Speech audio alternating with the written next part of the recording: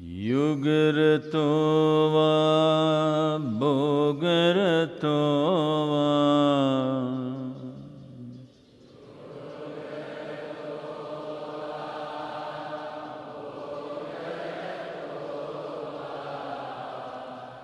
संगरतो वा संगविहीनः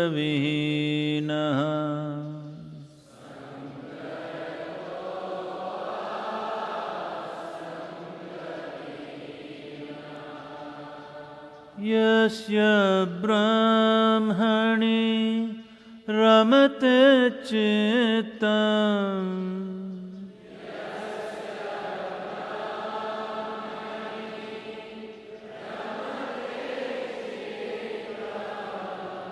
यस्य ब्रह्मणि रमते चित्तम्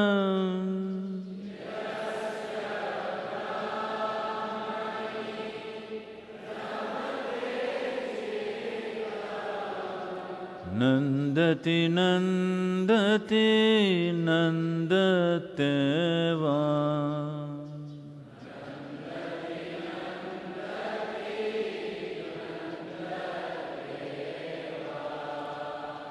नन्दति नन्दति नन्दते वा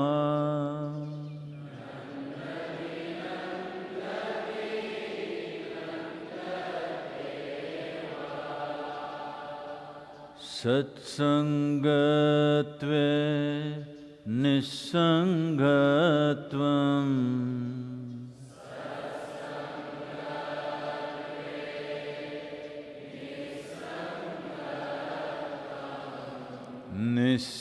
निस्संगत्वे निर्मोहत्वम्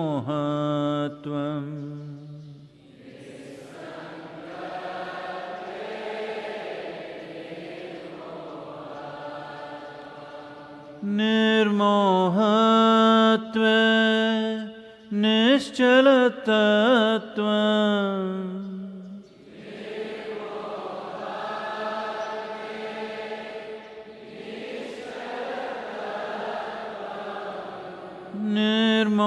निर्मोहत्वे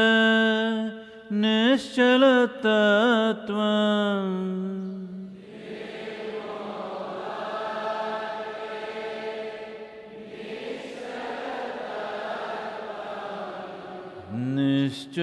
निश्चलतत्वे जीवन्मुक्तिः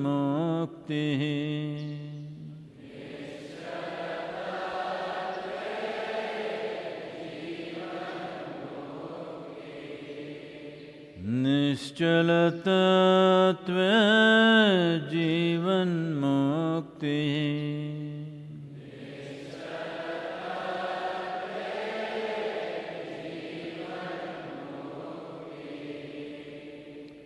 पुनरपि जननं पुनरपि मरणम्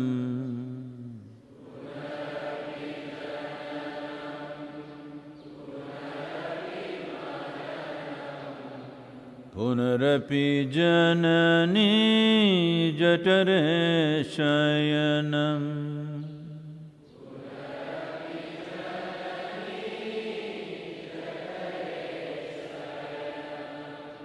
इह संसारे बहुदुस्तारे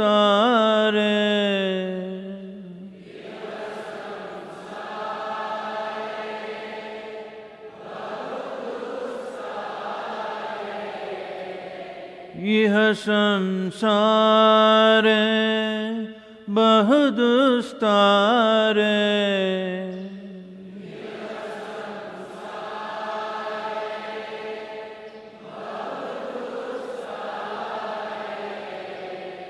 कृपया पारे पाहि मुरारे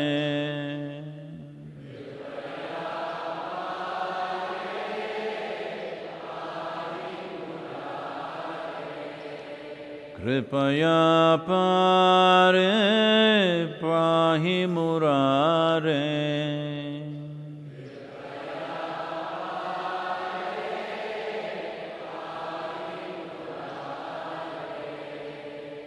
Bhaj Govindam, Bhaj Govindam.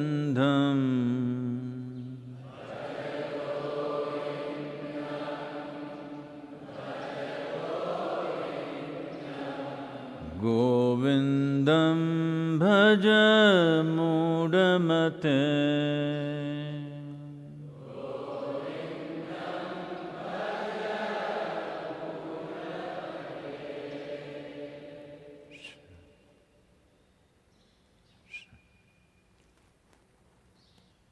Well, this Yoga Rotova, what you just chanted is his making. An incredibly effervescent and energetic man crisscrossed this nation barefoot in those days. By the time he was 32, he went up and down 3 times, I think, and also east to west, and established spiritual process in his own way. And he left at the age of 32. From the age of 12 to 32, 20 years, he was on a mission. A man, an incredible man of phenomenal capabilities, almost superhuman in his intellect, and re-established the spiritual process in this culture a little over 1,000 years ago, and still is immensely valued. If he was anywhere else in the world, a man like this, around him a whole religion would have grown. But because in this culture there was no such thing about growing a religion around any human being, even when Shiva came, Rama came, Krishna came, a religion did not grow around them. They became a part of the culture that was already there. So this has always been the way. So Shankara also became a part of this culture as one more luminary, but not the source of everything. That kind of attitude never existed in this culture. Fortunately, it still doesn't. But Shankara did some incredible things. As an intellect, if people don't understand the other dimensions of what he did, as an intellectual person, there's rarely been another human being on the planet of his intellectual capability. His scholarship, by the time he was 12 years of age, was so phenomenal that there was literally nobody in the entire length and breadth of this country who could debate with him or make a point to him. He always came out on the tops. So his entire life, the way he went about spreading his message is calling people for debates. Debates that will run for weeks on end. And in these 20 years, he did not lose a single debate. So, just to tell you something about him. He was a brisk walker, obviously. So, he's always walking ahead and his disciples few feet behind or few yards behind or maybe half a kilometer behind, they're always trying to catch up and running behind him. Because unless he stops, they cannot stop. This man just walks. So when he stops to eat, everybody stops to eat, otherwise they keep going. One day he was walking and outside a village, he saw people drinking liquor and rolling around in so many conditions. He just observed this. He just walked in. Those days and even today, one of the favorite drinks in the villages is called toddy. It comes from the palm tree. It is something like the Western beer, but it looks like buttermilk.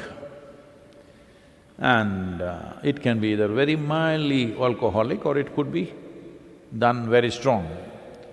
This place must have been strong because people were crawling around. So he looked at this, he walked into the toddy shop, he picked up the whole pitcher of toddy and just drank it up and just walked on, didn't crawl. So his disciples watched him drinking and then among themselves, well, our guru is drinking.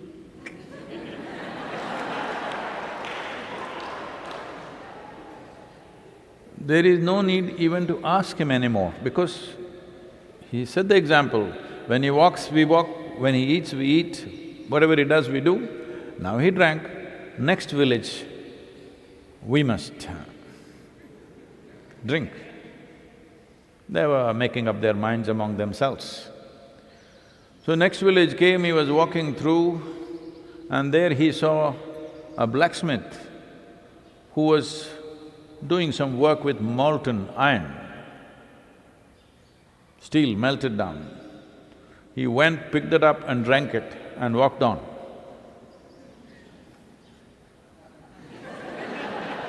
Of course, they don't want to drink that So, almost a superhuman being, a phenomena in his time. After 1,000 years, he still lives. People still… a large number of people still practice and recite what he has done. In many ways,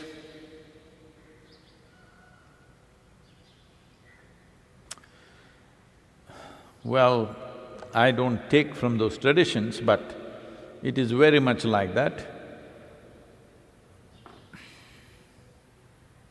He wrote something called as Saundarya Lahari. That means eulogizing the phenomenal beauty of creation, the power and beauty of creation.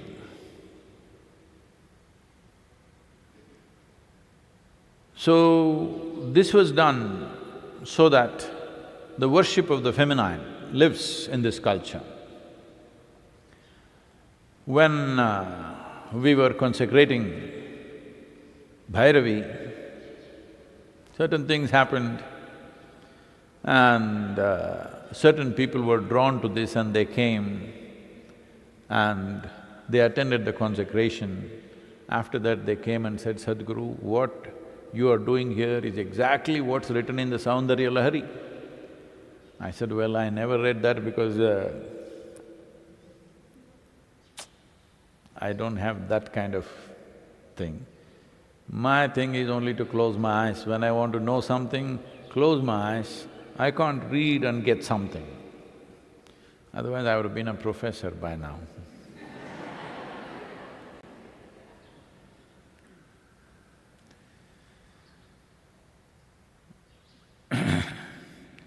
So, the Devi, at least they say, it should be, is almost parallel to what Saundarya Lahari talks about in terms of worship of the feminine and how it should be done and whatever. I do not know the detail, I only know what they said. I am that kind of a dud. Even after being told, I still did not read it. If all of you don't keep me this busy, I could sit down and read maybe one day. Anyway, we wish to honor him today. Today is his birth anniversary. We bow down to him for the kind of being that he was. We need to produce such people on this planet. If we want humanity to rise to a new possibility, we need that kind of effervescence that what the man carries is so valuable that he walks up and down this nation. I'm saying this is not a small country. One end to another is 4,000 kilometers. And within 20 years, he walked 3 times up and down, once east and west. That's not a small thing. and all along producing literature. After walking the entire day, probably he sits in the night and writes these thousands of pages that he produced. Most incredible control over language and a phenomenal expression of a very profound wisdom. So we need to produce people like that. I'm looking forward.